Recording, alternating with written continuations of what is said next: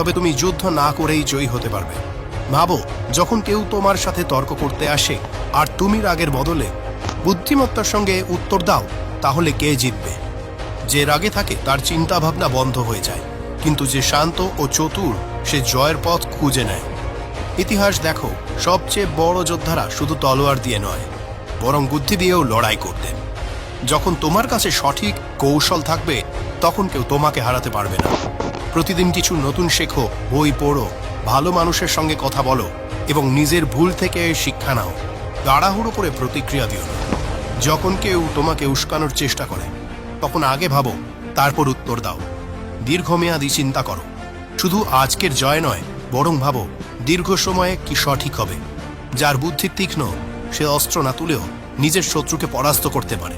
তাই নিজেকে প্রশ্ন করো, আমি কি নিজের চিন্তা শক্তিকে এতটাই তীক্ষ্ণ করে তুলছি যে কেউ আমার বিরুদ্ধে কোনো চাল চালতেই না পারে?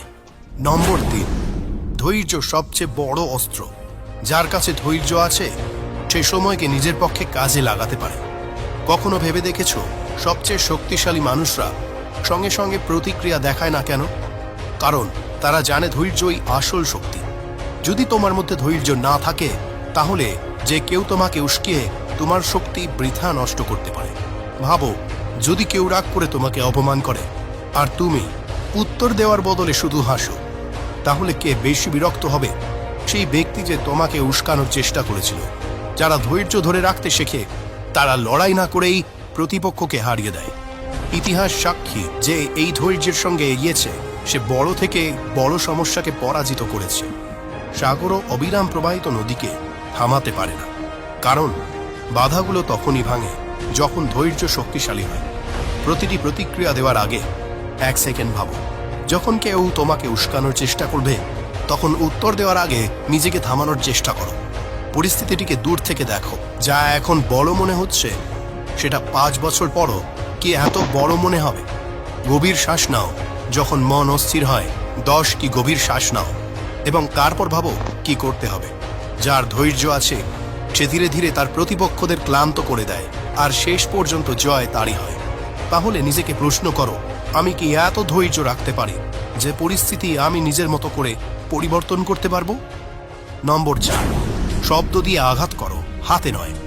সবচেয়ে শক্তিশালী তলোয়ার তোমার জিভ। লড়াই শুধু শক্তি দিয়ে জেতা যায় না, আসল জয় বুদ্ধি দিয়ে হয়। যদি কেউ তোমাকে রাগিয়ে তোলার চেষ্টা করে, তবে তার চালের ফাঁদে পড়ো না। শব্দের সঠিক ব্যবহারকারী মানুষ হাত না তুলেও শত্রুকে পরাজিত করতে পারে। ভাবো, যখন কেউ তোমার উপর চিৎকার করছে, যদি তুমি শান্ত থেকে শুধু একটি সুন্দর সরল সোজা কথা বলো, তখন কি হবে? সামনে থাকা ব্যক্তি নিজেকে ব্যর্থতা মনে করবে। রাগ মানুষের সবচেয়ে বড় দুর্বলতা, এবং যদি তুমি তাকে রাগে ভুল কিছু বলার জন্য বাধ্য করো, তবে অর্ধেক লড়াইয়ে তুমি তখনই চোখ দিচ্ছ। শান্ত থেকো, বুঝো এবং তারপর বলো।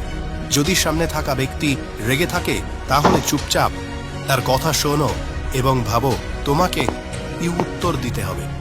কম শব্দ, বেশি প্রভাব।